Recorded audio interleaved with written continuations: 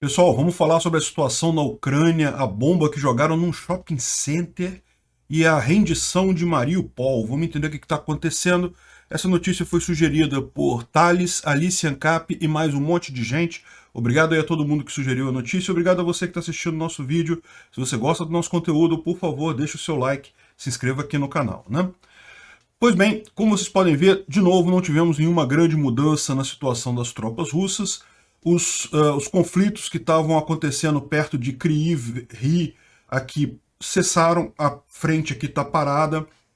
O que aconteceu de ontem para hoje de significativo foi, primeiro, um bombardeio muito forte aqui em Kiev, nessa região aqui de um shopping center, Retroville Shopping Center, Shopping Mall, no subúrbio, e realmente tem uma cena muito impressionante aqui, esse vídeo da bomba, né?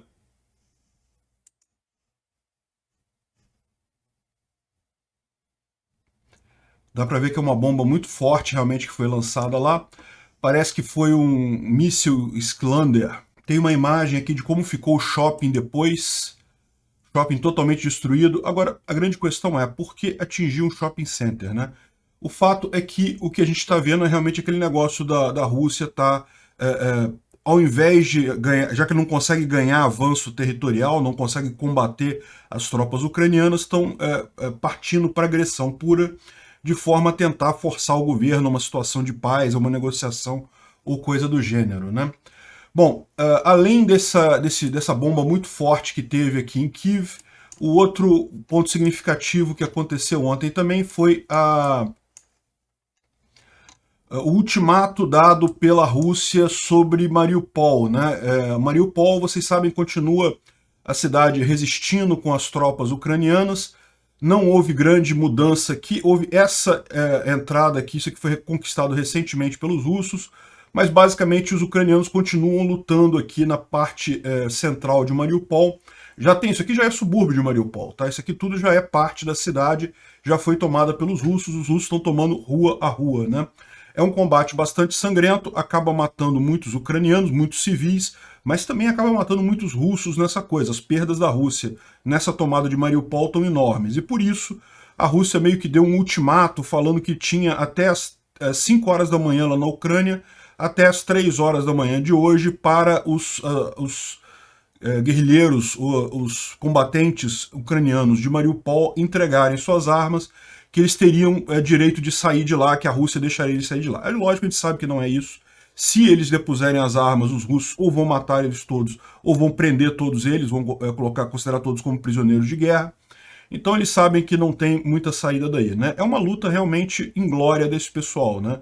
É uma luta tipo 300 lá, da Termópilas lá dos gregos. Eles sabem que o exército ucraniano não tem como chegar, como fazer uma ofensiva aqui para tentar liberar eles tão cedo. Então, e a chance deles sobreviverem por mais muito tempo é muito pequena. Então, o mais provável que vai acontecer é que todo mundo que está em Mariupol, os combatentes que estão em Mariupol vão todos morrer. Eles sabem disso, já estão cientes desse tipo de coisa. Quem está lá na cidade já sabe que não tem muito tempo de vida e, no entanto, continuam lutando, o que é uma coisa realmente impressionante, né? É lógico, esse ultimato que a Rússia deu foi justamente uma forma de tentar abalar a moral deles. Eles sabem que não iam se render, que se rendessem, que vão ser mortos ou tomados como prisioneiros.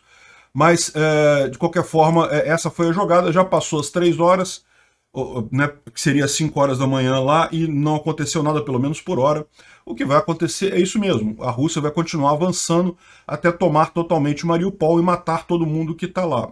Provavelmente é isso que vai acontecer, mas neste processo ainda vão morrer muitos russos nisso daí. Essa vitória militar russa de tomar Mariupol está custando bastante caro, né? Então, a Ucrânia rejeitou esse ultimato. Como eu falei para vocês, isso é uma besteira. É lógico que se eles baixassem as armas e se entregassem, né, iam ser fuzilados, ou no mínimo tomados como prisioneiro, nunca que iam deixar eles saírem dali, é lógico que não.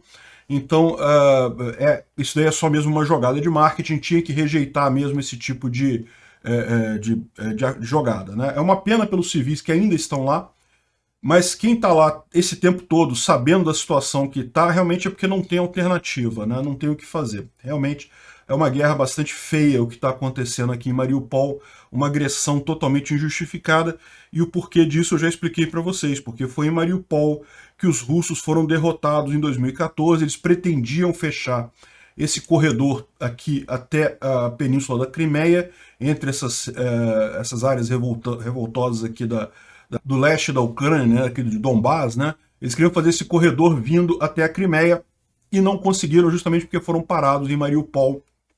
E daí essa raiva toda do Putin com a cidade, esse desejo deles de destruir totalmente a cidade, né? Além disso, lógico, é a maior cidade que tem nessa região toda aqui, então é maior até do que Kherson, que os russos já tomaram, mas então é o que está acontecendo, né? Os russos querem muito tomar isso daqui e eu suspeito que eles têm uma estratégia que é justamente o que está falando aqui mais para frente, mas é justamente a estratégia de obter um cessar-fogo com essa configuração. Ou seja, depois que eles tomarem Mariupol, que as forças ucranianas aqui estiverem anuladas, os russos vão tentar um cessar-fogo mantendo essa região atual que eles têm já sob controle. Ou seja, o que eles estão fazendo é parar até onde eles conseguiram. Eles conseguiram muito mais do que em 2014, pegaram todo o corredor sul, que era um interesse deles, né, que era uma vontade deles, e agora eles pedem um cessar-fogo, vai ficar a mesma situação que estava antes, porque lembra, antes eles tomaram a Crimeia, mas ninguém reconhece a Crimeia como sendo russa, nem os ucranianos, só a Rússia que reivindica a Crimeia, então ela está sob controle russo desde 2014, mas num cessar-fogo, né? Não tem um acordo para isso. Então a ideia deles é estender esse cessar-fogo agora, pegando uma área muito maior da Ucrânia, né? E aí fazer de novo o que eles fizeram em 2014. Teve o cessar-fogo, a coisa foi acalmando, as sanções econômicas foram sendo levantadas, houve muitas sanções econômicas em 2014 também, e daí as sanções econômicas vão sendo levantadas e coisa e tal, e pronto, e daqui a 10 anos, 20 anos, eles invadem mais um pedaço. É uma estratégia absurda esse tipo de coisa, mas parece muito que é isso mesmo que eles estão fazendo, né? Uma vez que eles não conseguiram o objetivo principal, que era derrubar Kiev, estão optando por essa alternativa, que não deixa de ser também muito dolorosa para a Ucrânia, né? As negociações de paz estão realmente, é uma coisa até cômica, né? A Turquia admite quase acordo em 4 das 6 questões em discussão. Repara o ponto que eles estão fazendo aqui, né? Tem 6 pontos que eles querem lá que estão sendo discutidos. Tem 4 que eles quase acordaram. Um deles a gente sabe que é a questão da OTAN, da Ucrânia não entrar para a OTAN. A Ucrânia não estava na OTAN, não tinha conseguido entrar para a OTAN de qualquer forma. Então essa desculpa da Rússia de que não pode entrar para a OTAN e coisa e tal é uma besteira completa. Mas a Ucrânia falou, se foi isso que está defendendo a paz, foi isso que está faltando para fazer a paz, a gente não entra para a OTAN, não tem problema nenhum não. Já tem muita gente falando até num novo pacto entre os países ex-soviéticos aqui, todo esse pessoal aqui, Ucrânia, Polônia, países bálticos, Finlândia e coisa e tal, firmarem um pacto entre eles para não ficar na OTAN, mas também para ter alguma força militar contra a Rússia, né? Enfim, mas de qualquer forma, se for a questão da OTAN, não tem problema. Agora, o problema maior é o seguinte, né? O Zelensky já falou que não vai aceitar, e não pode aceitar mesmo, cessão de território da Ucrânia devido à invasão. Isso ele não pode aceitar. Como é que funciona isso? O cara entra na sua casa, invade a sua casa. Não, vamos fazer um acordo de paz. Eu fico com a sua casa, você sai um pouquinho aqui, você fica só com aquele lado de lá da casa. Pô, peraí, né? O cara invadiu sua casa, não tem como fazer acordo de paz nesse sentido, por óbvio. Então, não vai sair nada desse acordo de paz, porque mesmo que tenha quase acordo em 4 das 6 questões de discussão, existe uma questão de discussão que nenhuma das duas partes vai abrir mão. A Rússia vai querer a Crimeia de qualquer forma, a Ucrânia não vai ceder a Crimeia de qualquer forma, então todos os outros pontos são totalmente irrelevantes nessa história, né? Bom, e aqui, como eu estava falando, saiu hoje no Wall Street Journal essa ideia justamente que eu mencionei, que falhou o objetivo inicial da Rússia de obter uma vitória rápida, derrubar o Zelensky, e eles estão mudando agora para o plano B. E qual que seria o plano B, né? Primeiro, bombardear as cidades principais para conseguir um acordo de paz, ou um cessar-fogo, ou alguma coisa assim. É o que eles estão descrevendo aqui nesse artigo aqui. Se você quiser depois dar uma lida, está aqui no Wall Street Journal. E o que eles pretendem com isso? Ficar bombardeando cidades para causar muitos prejuízos, jogando bombas em shopping center, esse tipo de coisa, para forçar um acordo de cessar fogo, ou seja, para tudo na situação atual. Então, essas áreas aqui, eu não sei nem se a Rússia vai manter, porque isso aqui é só avanço militar mesmo, mas certamente esse corredor sul aqui, a Rússia já está montando até posições defensivas, ali, cavando trincheira, montando posição defensiva nessa região, justamente porque já está esperando isso, ou seja, que talvez não um acordo de paz completo, mas um cessar-fogo, pelo menos, parando a guerra nessa situação. Isso é muito melhor para a Rússia do que para a Ucrânia, porque, pensa bem, para a Rússia, ela consegue parar as perdas dela enormes que ela está tendo, está morrendo muito russo nessa guerra, estão perdendo muito material, perdendo muito dinheiro, e principalmente as sanções estão custando muito caro para os russos. E depois que parar, que fizeram o cessar-fogo, se a Ucrânia resolver reconquistar o território dela, aí ela vai ser vista como agressora. Ou seja, a Rússia entrou aqui, conquistou um monte de terras aqui dela, e aí se a Ucrânia agora no cessar-fogo tentar responder, vai ser vista como agressora, né? Como está rompendo o cessar-fogo. Então, na verdade, tudo que a Rússia quer é isso.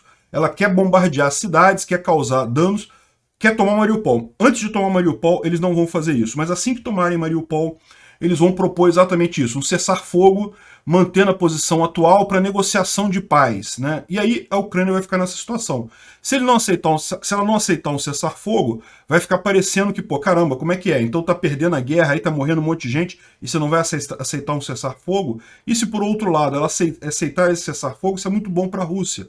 A Rússia ganha um fôlego, vai ficar alguns anos aqui parado nesse negócio, mas eles sabem, aí vai levantando as sanções, a Rússia vai ganhando fôlego para atacar de novo mais adiante. Isso é uma armadilha que estão colocando para a Ucrânia, e para forçar a Ucrânia a aceitar esse cessar-fogo, eles estão justamente bombardeando o shopping center e fazendo esse tipo de coisa para mostrar, olha só, vai ter muito ucraniano morto e coisa e tal, né? Enfim, se for essa estratégia, a gente sabe que é justamente porque a Rússia se vê incapaz de conquistar mais coisa. Está no ponto de virada, eles estão vendo que a Ucrânia tem chance agora de voltar a conquistar território de volta dos russos. Se isso vai ocasionar alguma coisa ou não, a gente não sabe. Olha só, o mapa aqui atualiza automaticamente, atualizou com algumas coisas aqui, alguns equipamentos russos perdidos. Parece que teve algum bombardeio aqui em Odessa também, mas isso já é algo comum. Enfim, essa deve ser a nova estratégia russa que eles estão vendo por aí. Mas, lógico, isso ainda é uma jogada que vai levar algum tempo, não vai ser rápido, né? E nesse meio tempo, a pressão contra essa guerra está só aumentando, né? A própria China, a gente já falou, está preocupada com isso, quer o fim dessa guerra, deve estar pressionando Putin para uma solução rápida nisso daí, para acabar com esse negócio, porque a cada dia que passa com preço de energia alto, a China é a mais prejudicada nessa história toda, né?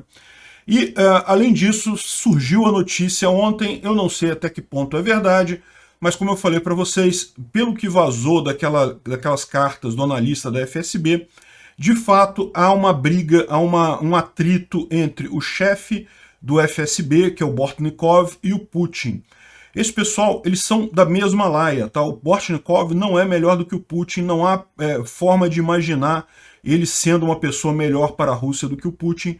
Eles surgiram da mesma forma na KGB, mas o Bortnikov é muito forte. A KGB, a antiga KGB, foi transformada em FSB pelo Bortnikov e é comandada desde então por ele. Então ele comanda todo o FSB, todo o aparato interno de segurança da Rússia. Ele e o Putin sempre foram amigos, mas justamente começou essa briga recente. O Putin culpou analistas do FSB pelo ataque errado, vocês lembram? A gente fez os vídeos lá no Visão Libertária, prendeu alguns subalternos lá do Bortnikov dentro do FSB, isso não agradou o Bortnikov. Aí ontem houve a prisão daquele cara da Rosguardia, que a gente falou que era também muito ligado ao Putin. Eu achei que fosse o Putin que tivesse mandado prender o cara, mas aparentemente foi o FSB que prendeu o cara, que é ligado ao Putin.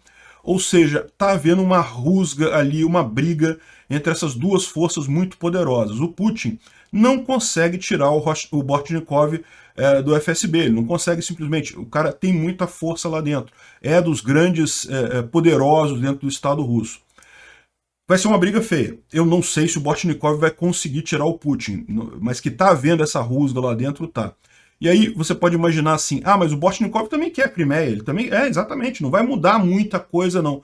O que pode acontecer apenas é justamente o Bortnikov derrubar o Putin e com isso permitir uma estratégia de retirada das tropas, porque ele vai falar que não, olha só, o Putin que estava fazendo besteira, a gente tirou as tropas aqui agora, vamos reagrupar e coisa e tal, mas ele vai querer manter a Crimeia. Ele não vai aceitar devolver a Crimeia para a Ucrânia e provavelmente a questão dos separatistas também vai continuar na mesma. O máximo que a gente pode almejar nesse tipo de coisa é um retorno à posição antes da invasão. E isso não é necessariamente uma coisa boa, porque, como eu falei, esse tipo de gente é a mesma coisa, só vai ser uma questão de tempo para eles reagruparem, rearmarem o exército, se prepararem melhor para fazer uma investida mais adiante e recuperar esse território que eles estão cedendo agora. Então, tirar o Putin do poder e botar o Bortnikov não melhora muita coisa. Mas, aparentemente, é a única alternativa que está se falando, né? O Bortnikov é esse cara aqui. A gente fez um vídeo sobre isso lá no Visão Libertária, explicando dessa rusga que está havendo, segundo o analista da FSB, que a gente não tem informação. É possível que o jornal Mirror esteja usando a exata mesma fonte que a gente usou para dar essa notícia, tá? Ele fala algumas coisas aqui além do que nós falamos, né? O que a gente teve de acesso na carta do analista dizia apenas que havia uma briga entre Bortnikov e Putin e que isso poderia resultar em uma troca de comando na Rússia. Derrubarem o Putin. Isso aí até aqui. Aqui na reportagem ele está dizendo que a fonte é a inteligência ucraniana e que vão matar ele por envenenamento, vão envenenar o Putin. Eu não sei não, acho difícil, deve ter muita proteção contra isso. O fato é que, mas isso daqui parece razoável, um grupo influente, membros da elite russa, estão buscando esse plano porque as sanções econômicas estão impactando muito a economia russa. E isso é verdade. Eu imagino que muita gente lá na Rússia deve estar insatisfeita com essa guerra, porque, como eu falei para vocês, é uma guerra totalmente sem sentido. Qualquer ganho econômico que a Rússia tenha ao invadir a Ucrânia vai ser fichinha perto da perda econômica das sanções que ela vai sofrer. Então, no final das contas, não tem como essa guerra valer a pena. A Rússia já está virando um pária internacional tipo Irã, e esses países que viram pária internacionais fatalmente acabam com uma economia destruída, porque a economia global ela é muito eficiente, você ganha muito valor podendo trocar, vender, comprar com o mundo todo. No momento que você fica restrito a fazer negócio com meia dúzia de países, a sua economia vai sofrer um baque muito grande, né? Então, não seria estranho que exista um grupo de pessoas ali na elite russa querendo derrubar o Putin, porque a vantagem é, derruba-se o Putin, bota-se a culpa nele. Olha só, desculpa o Ocidente, a gente fez isso daqui, foi o Putin que estava fazendo merda. Na verdade, é o que eu falo, tem muita gente no topo ali do governo russo que estava de acordo com essa guerra. Não creio que seja só o Putin resolvendo isso. Se fosse só o Putin, não teria força para fazer isso. Mas essa é uma forma desse pessoal sair, digamos, de forma honrosa, podendo dizer que, olha só, tiramos o cara que estava fazendo mal na Ucrânia, vamos tirar nossas tropas, voltar à situação de 2014 e negociar daqui para frente, né? É uma possibilidade deles fazerem. A outra possibilidade, como eu falei, é a tentativa de manter essa posição aqui do corredor sul, que já era um interesse da Rússia muito anterior, e lógico, isso dá uma força muito grande à Rússia aqui, né? Enfim, a situação em Mariupol é triste, é trágica, parece que a cidade foi 80% devastada, não vai sobrar nada dali, vai ser uma nova Grozny, uma outra cidade totalmente destruída numa guerra, muito triste isso. Mas o que vai ser importante é, a partir do momento que a Rússia tomar Mariupol, o que vai acontecer? Eu acredito que nesse momento a gente vai ver aí quais são os próximos planos da Rússia nessa guerra. Militarmente, como eu disse, embora a Ucrânia esteja resistindo bravamente, é muito difícil imaginar uma reviravolta. É possível imaginar isso, mas é muito difícil pensar nesse tipo de coisa. Mas do ponto de vista econômico, a gente está vendo que isso está doendo bastante na Rússia. Esse plano de tirar Putin, seja esse, seja outro qualquer, é algo que pode fazer muito sentido, pode fazer muito bem. Obrigado por assistir o vídeo até o final. Além de curtir, compartilhar e se inscrever no canal, considere se tornar patrocinador com valores a partir de R$ 1,99. Clique no botão Seja Membro abaixo para saber as condições e vantagens de patrocinar o canal. Mais informações sobre o nosso projeto, visite nossos sites indicados na tela.